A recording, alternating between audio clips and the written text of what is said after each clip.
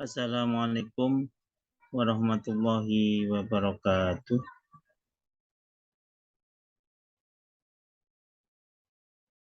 Teman-teman mahasiswa yang sangat kami banggakan,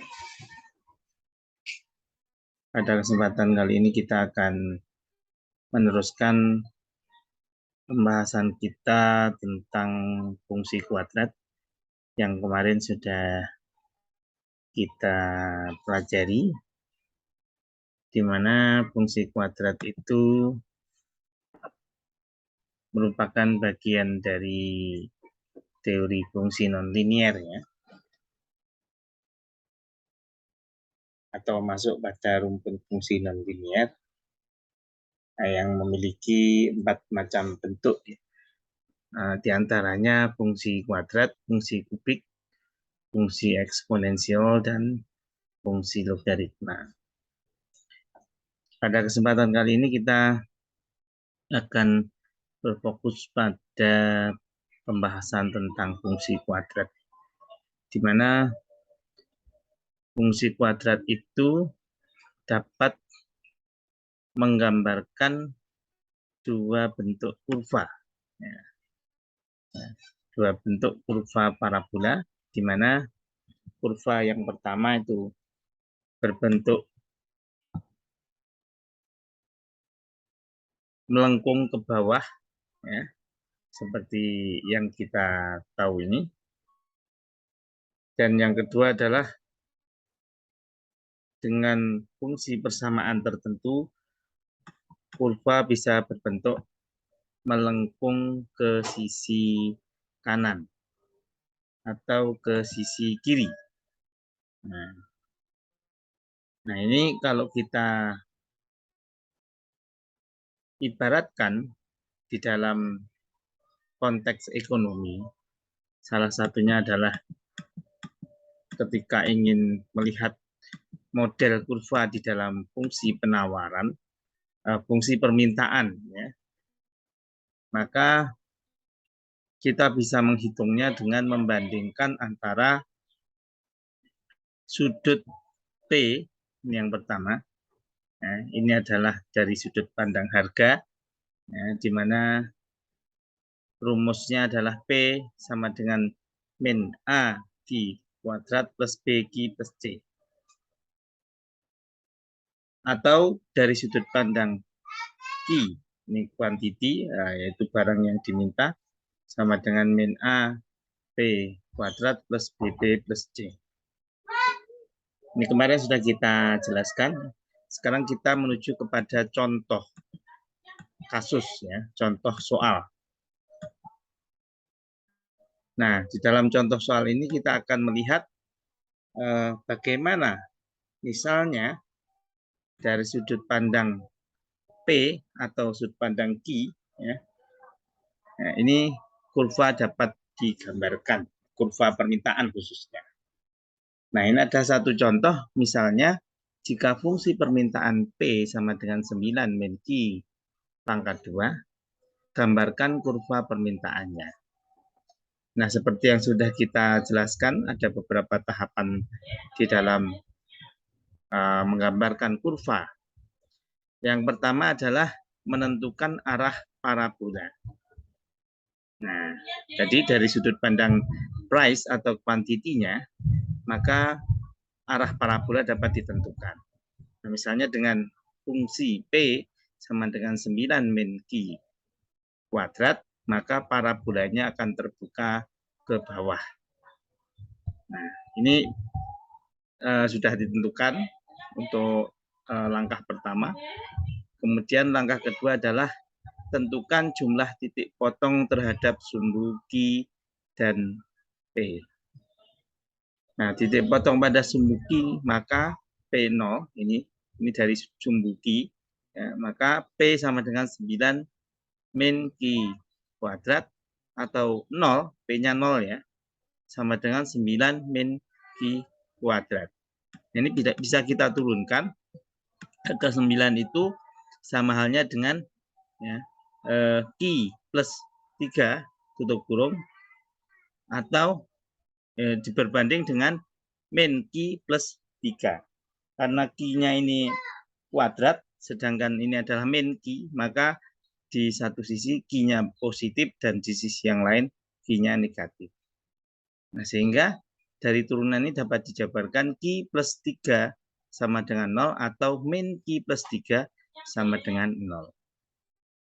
Nah, sehingga Q1 ya, sama dengan min 3 ya. Min 3 ini dari perpindahan plus 3 ke sisi kanan ya. Maka menjadi min 3 atau Q2 ya. Ini karena apa namanya? Min ya. Sehingga 3 digeser ke sisi kanan ya, karena damainya menjadi plus. Jadi ada dua kemungkinan, Q1 sama dengan min 3 atau Q2 sama dengan 3. Nah, sehingga koordinatnya bisa kita tentukan Q1 sama dengan min 3 berbanding 0 ya, Q2 sama dengan 3 berbanding 0. Nah, ini kita sudah menentukan sudut koordinat dari Q1 dan Q2. Selanjutnya,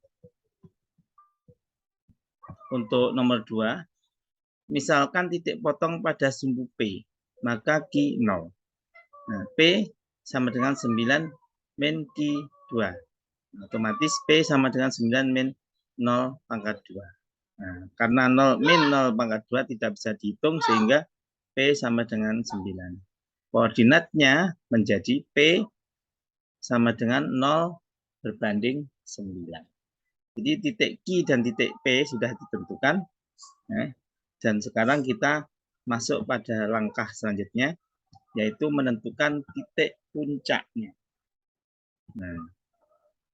Nah, di dalam menentukan titik puncak kemarin kita sudah mengenalkan ada rumus tertentu ya untuk menentukan titik puncak. Misalkan jika kurva terbuka ke bawah, maka digunakan rumus titik puncak ya, Q berbanding P sama dengan min B dibagi 2A atau min B kuadrat min A kali C kali A kali C tutup kurung dibagi 4A. Nah, kemudian kita masukkan ya, untuk min B tadi 0 ya. Kemudian 2A, A-nya min 1.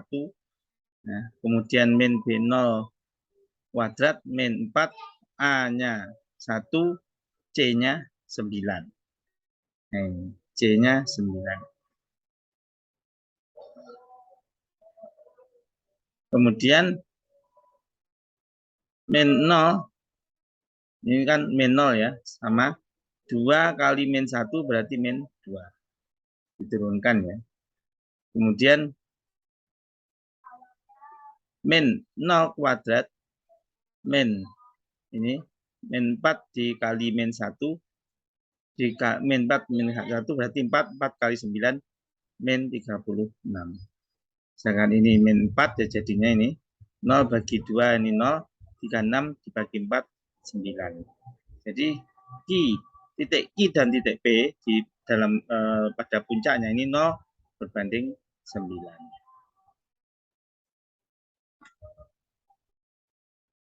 Nah, kemudian kita bisa mencoba untuk menggambar ya, pada titik puncak tadi 0 ya.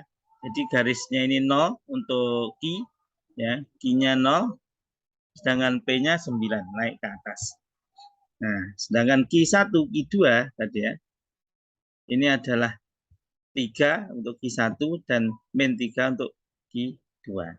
Sehingga dapat dibentuk sebuah kurva terbuka ke bawah ya, dari fungsi P sama dengan 9 min Q kuadrat atau Q sama dengan 9 min Q kuadrat. Nah, oke. Saya kira itu ya untuk penjelasan hari ini. Dan silahkan dibuat satu latihan ya. Satu latihan Misalnya ini ya, nomor 2 ini. Yang nomor 2 ini silahkan nanti dicoba ya, dikerjakan ya, dikerjakan pada lembar kertas, kemudian silahkan dikumpulkan minggu depan. Saya kira itu untuk penjelasan kita hari ini. Kurang lebihnya mohon maaf. Akhirul kalam. Wallahu muwaffiq ila aqwamit thoriq. Assalamualaikum warahmatullahi wabarakatuh.